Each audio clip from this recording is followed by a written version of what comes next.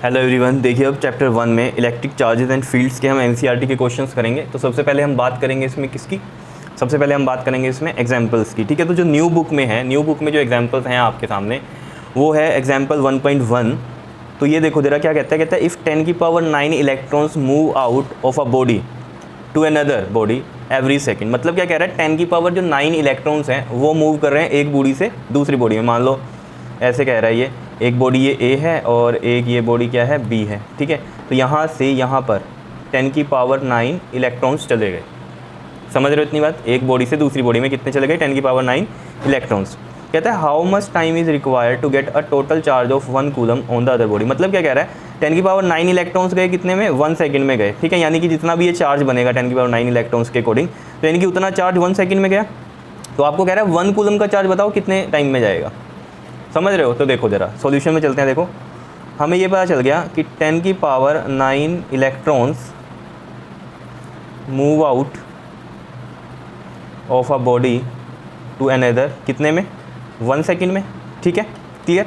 तो अब अगर इलेक्ट्रॉन्स इतने गए हैं तो हमें यहाँ पर चार्ज निकालना पड़ेगा। जैसे हम कहें यहाँ नंबर ऑफ इलेक्ट्रॉन्स कितने हो गए, 10 की पावर 9 हो गए। ठीक है, तो हमें पता है क्वांटाइजेशन से कि जो चार्ज हमारा निकलता है वो Q इक्वल टू में NE से निकलता है।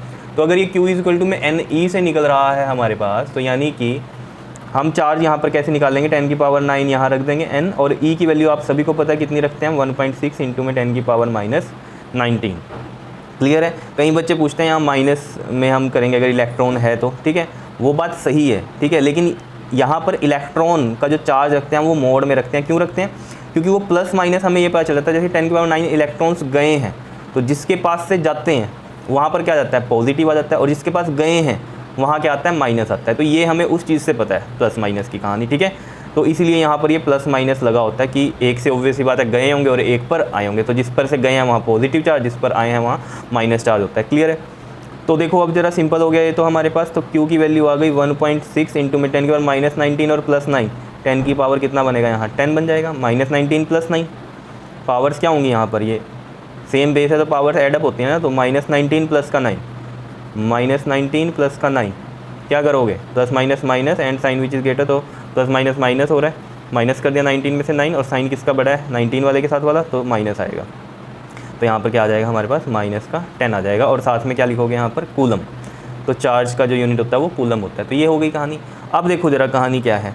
उसने हमें पूछा 1 कूलम बताओ कितने टाइम में जाएगा। तो देखो हमने ये पता कर लिया कि 10 की पावर 9 इलेक्ट्रॉन्स जो थे वो चार्ज कितना बना उन पर, इतना कूलम का बना। तो हम ये लिख सकते हैं ना कि 1.6 इंटू में 10 की पावर -10 कूलम चार्ज इन कितने में है, 1 सेकंड में बॉडी पर।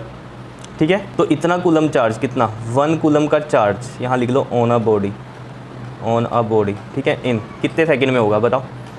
दिस अपॉन में दिस करेंगे तो 1 अपॉन में क्या लिख दोगे यहाँ पर, 1.6 इंटू में 10 की पावर -10। ऐसे ही होता था ना यार, इतनी चीज़ इतने रुपीज़ में है तो एक चीज़ कितने में होगी, दिस अपॉन में दिस करते थे। फिर हम कहते थे कि 2 चीज़ें बताओ कितने की होंगी, कुछ ध्यान है, ऐसे लिखते थे हम। मान लो इस तरीके से समझो कि 2 बनानास की हम बात कर लें, 2 बनानास का जो रेट है वो है मान लो 10 रुपीज़। तो एक का कितना होगा, हम लिखते थे 10/2। तो बताओ 3 का कितना होगा या 5 का कितना होगा। तो हम कैसे लिखते थे, 10/2 और मल्टीप्लाई में 5, तो लिख देते थे 25। तो ये कहानी होती थी। तो यहाँ पर देखो ना, इतने बनाना का इतना रुपीज़ रेट है, तो 1 का कितना होगा, दिस अपॉन में दिस किया ना, तो वही ये किया हमने यहाँ पर कि इतने कूलम इतने टाइम में जा रहा है। तो इतना कूलम कितने टाइम में जाएगा, 1 अपॉन में दिस। समझ रहे हो इतनी बात या नहीं? अगर यहाँ पर आता कि बताओ 10 कूलम चार्ज कितने में जाएगा, तो यहाँ इंटू में अब 10 करता मैं। बात समझ रहे हो?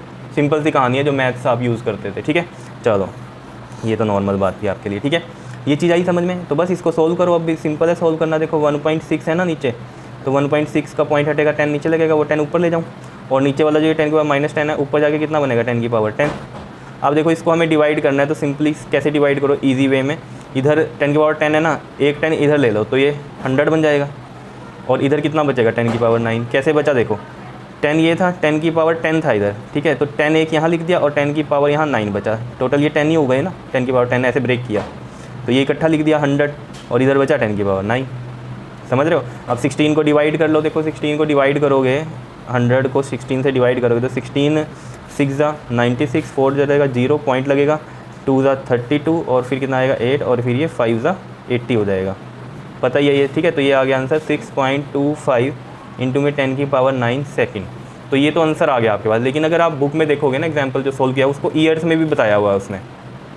तो ईयर्स में कैसे करोगे, देखो ये सेकंड्स बहुत ज़्यादा हैं, है ना, बहुत ज़्यादा। कितने हैं मान लो, अगर मैं इसको करके दिखाऊँ आपको कि 625 ये 100 है, ठीक है, ये 10 की पावर 9 है ना यहाँ पर, तो मैं इसको ऐसे लिख दूँ 10 की पावर मतलब 10 की पावर 9 है ना, तो 2 10 यहाँ ले लूँ, कितने बचे इधर 10 की पावर 7 बचे। तो ये 625 इंटू में 10 की पावर 7 मतलब कितना, अगर मैं जीरो लिखूँगा यहाँ 1 2 3 4 5 6 7 इतने सेकंड्स हैं, बहुत ज़्यादा सेकंड है। तो अगर इसको ईयर में बदलना है तो एक साल में जितने सेकंड होते हैं उससे डिवाइड कर दो इसको, तो ईयर्स आ जाएंगे।